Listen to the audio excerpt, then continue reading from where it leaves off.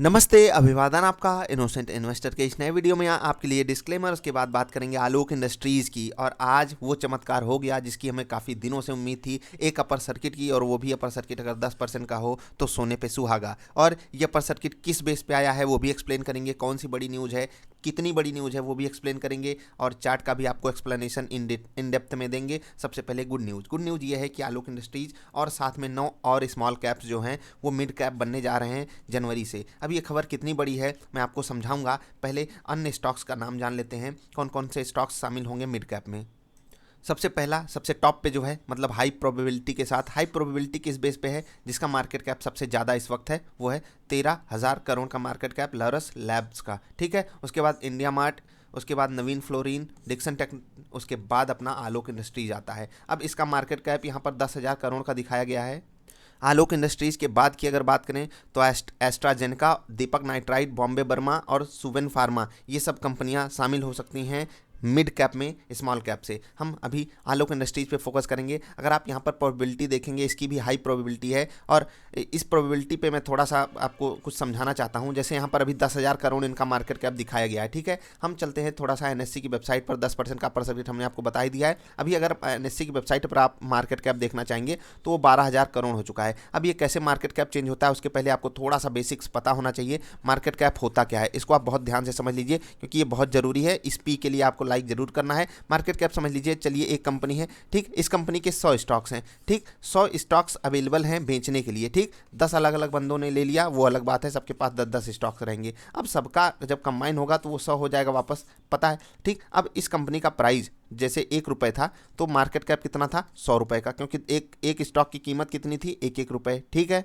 100 stock थे, 1-1 रुपये सबकी कीमत थी, हो गया। अब यही कीमत बढ़ के 2 रुपये हो गई तो मार्केट कैप कितना हो जाएगा, 200 रुपये। ऑफकोर्स सी बात है, 5 हो गया तो 500 हो जाएगा मार्केट कैप। इसी हिसाब से मार्केट कैप बढ़ता है जितने नंबर ऑफ शेयर्स हैं, नंबर ऑफ शेयर्स, ठीक है, number of shares into price of share. अब एक प्राइस शेयर, मतलब एक शेयर का प्राइस कितना है उतना इनटू नंबर ऑफ शेयर्स, यही होता है मार्केट कैप। अब आते हैं वापस अपने आलोक इंडस्ट्रीज पर, ठीक है। तो अगर आप इनके सबसे नंबर ऑफ शेयर्स जानने की कोशिश करेंगे तो एनएससी की वेबसाइट पर अवेलेबल है, आप कहीं भी ये देख सकते हैं। लगभग 500 crore shares, 496 crore shares available हैं, किसके, आलोक इंडस्ट्रीज के। अब आप समझिए, मैं एग्जैक्टली रफ कैलकुलेशन करूंगा।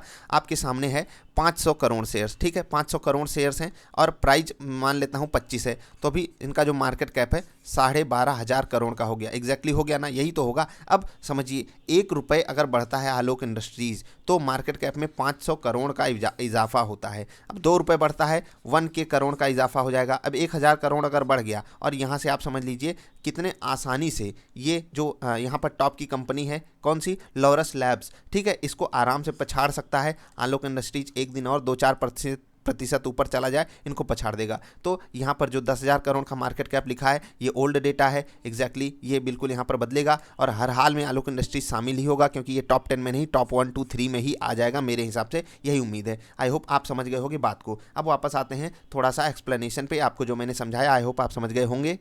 अब एक स्टॉक जब वो मिड कैप में शामिल हो जाता है तो ये न्यूज़ कितनी बड़ी है, कितना बड़ा इम्पैक्ट करेगी ये, उसको मैं समझाऊंगा। और ये क्या जो 10% का अपर सर्किट लगा है, क्या ये मतलब उसके इस न्यूज़ के आने के बाद सच में एक्सेप्टेड है, मतलब इतना मोमेंटम आना चाहिए, तो वही मैं आपको समझाऊंगा। पहली चीज़ आप समझ लीजिए, इंडिया में सेबी जो है उसके कुछ रूल्स एंड रेगुलेशंस होते हैं, और कोई यहाँ पर बहुत ज़्यादा दिमाग लगाने की ज़रूरत नहीं, मैं आपको जो समझाऊंगा उतना ही बिल्कुल रट लीजिए, यही चीज़ काम करती है। नंबर 1 से नंबर 100 तक जो कंपनी होगी वो लार्ज कैप होगी, ठीक है, लार्ज कैप होगी। और अगर आप प्रिसाइज होना चाहते हैं, 1 से 25 तक जो कंपनी होती है उसको ब्लू चिप कंपनी कहते हैं, ठीक है, ब्लू चिप कंपनी कहते हैं। ये एग्जैक्टली कहीं डेफिनेशन नहीं है, लेकिन मैं आपको समझा दे रहा हूँ। जो टॉप की 25 कंपनियां होती हैं उनको ब्लू चिप कंपनी कहा जाता है, टॉप 100 को लार्ज कैप कहा जाता है, ठीक है।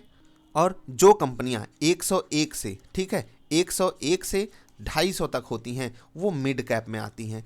अब आप समझ सकते हैं कि आलोक इंडस्ट्री जो है वो टॉप 250 कंट्री कंपनीज़ के अंदर में आ चुका है इस वक्त के हिसाब से। जो सिनारियो बन रहा है अगले महीने यानी कि जनवरी में, नए साल पे हमको ये गुड न्यूज़ मिलेगी कि आलोक इंडस्ट्रीज मिड कैप में शामिल हो गया, उसका एडवांटेज भी बताएंगे। और अगर आप स्मॉल कैप की बात करें 251 से अन्य मतलब रेस्ट अदर जो भी बची 251 के आगे जो भी लिस्टेड कंपनियां हैं वो सब स्मॉल कैप में आती हैं। अगर आप और कैटेगराइज करना चाहें तो 500 तक स्मॉल कैप होती हैं, फिर 501 से और अन्य अगर आप रेस्ट करेंगे उनको हम माइक्रो कैप कहते हैं। ठीक है, माइक्रो कैप मतलब बहुत छोटी कंपनियां, बहुत सारी हैं, एग्जाम्पल आपको मिल जाएंगे, आप ढूंढते जाइएगा। अब वापस आता हूं, इसका इम्पैक्ट कितना बड़ा होगा, तो यहीं से इसी चार्ट पर मैं आपको समझाना चाहूँगा। जब आप म्यूचुअल फंड्स की बात करते हैं, ठीक, तो बड़ी खरीदारी वहीं से आती है क्योंकि इंडिया में बहुत सारे लोग म्यूचुअल फंड्स में इन्वेस्टमेंट करते हैं और वहाँ पर जो फंड मैनेजर्स होते हैं वो एक साथ स्टॉक्स खरीदते हैं। तो जो म्यूचुअल फंड्स भी होते हैं वो कई कैटेगरी के होते हैं। मेनली अगर आप डिवाइड करेंगे तो लार्ज कैप, मिड कैप और स्मॉल कैप के म्यूचुअल फंड होते हैं।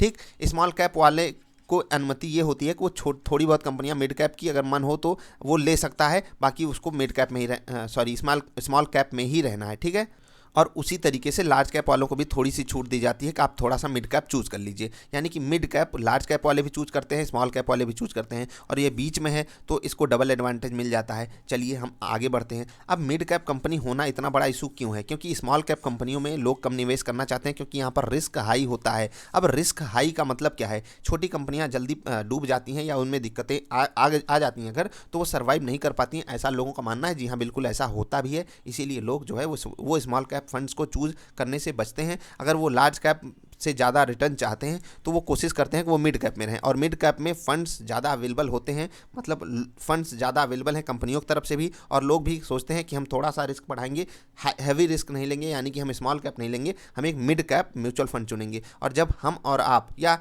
इंडिया में कोई भी एक mid cap mutual fund choose करता है तो ऑफकोर्स सी बात है, मिड कैप म्यूचुअल फंड अगर वो चूज़ कर रहा है मिड कैप कंपनियों में ही इन्वेस्टमेंट जाएगा, जिसका डायरेक्ट एडवांटेज आलोक इंडस्ट्रीज़ को मिलेगा। अब क्या यहाँ पर सब कुछ सही हो गया?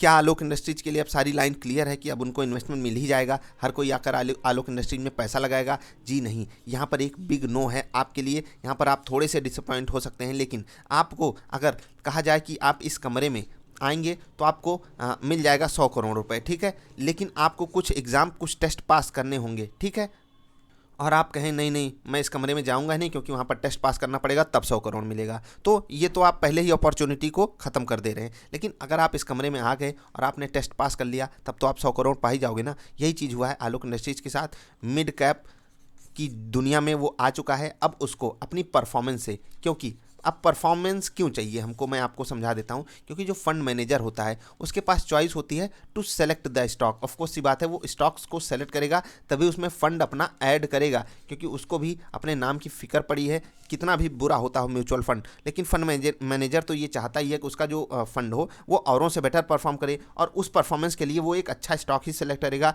जिसकी लॉन्ग टर्म में कोई दिक्कत ना आने की संभावना हो, वो म्यूचुअल फंड वाला ऐसे ही स्टॉक्स को सेलेक्ट करेगा। अब आलोक इंडस्ट्रीज क्या उसमें आ सकता है? जी हाँ, बिल्कुल आ सकता है, क्योंकि इनकी पेरेंटेज बहुत तगड़े हाथों में चली गई है, ये तो हमें एडवांटेज पता है। दूसरी चीज़, जो इनका बिजनेस है वो भी मतलब फ्यूचर प्रूफ है। ऐसा नहीं है कि ऐसे किसी बिजनेस में डील करते हैं कि आने वाले समय में उसका स्कोप ही नहीं है, बहुत बड़ा स्कोप है। और जिस हिसाब से रिलायंस उस चीज़ को टैकल कर रहा है, अपने रिटेल बिजनेस को बढ़ा रहा है, और वहाँ से अगर डिमांड क्रिएट होगी, आलोक इंडस्ट्रीज़ के लिए एक डायरेक्ट बेनिफिट आएगा वहाँ से। आई होप आप समझ रहे होगे बात को।